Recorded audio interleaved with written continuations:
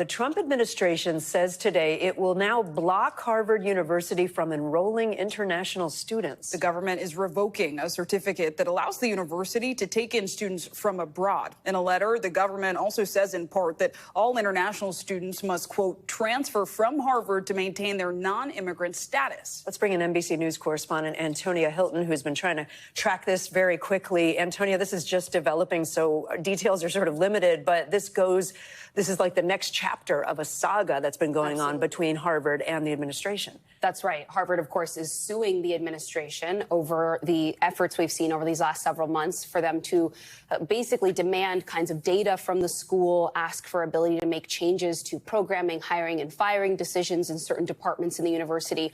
Harvard University's president, Alan Garber, balked at all of that. That's why this lawsuit is in place. And they've basically lost $2.2 billion of critical research and medical funding. So that's the backdrop here. So this is an escalation. And I just want to spell out what this means. So this is going to mean that in the next school year, international students are not able to come to Harvard University. And that's about 27% of the campus undergraduate life. And they pay full price. So who this is actually going to hurt?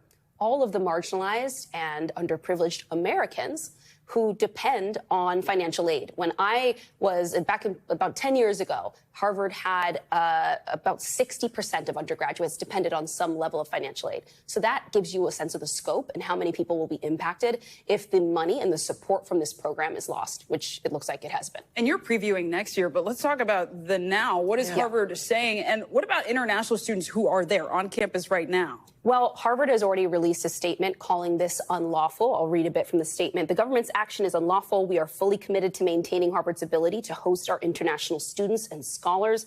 This retaliatory action threatens serious harm to the Harvard community and our country.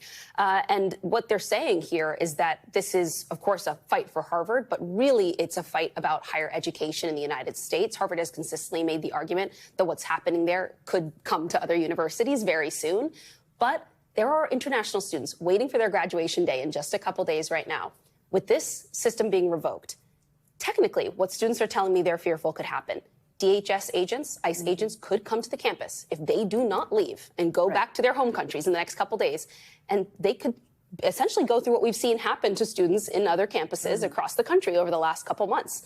That's a real fear on Harvard's campus right now, and a real part of the question that we're still trying to get answers to about how all of this is actually going to be enacted. Because they're here on student visas. They're here on student visas that now are no longer valid. All right. All right. Antonia Hylton, I know you'll continue to watch it for us. Thank you. Thanks for watching. Stay updated about breaking news and top stories on the NBC News app or follow us on social media.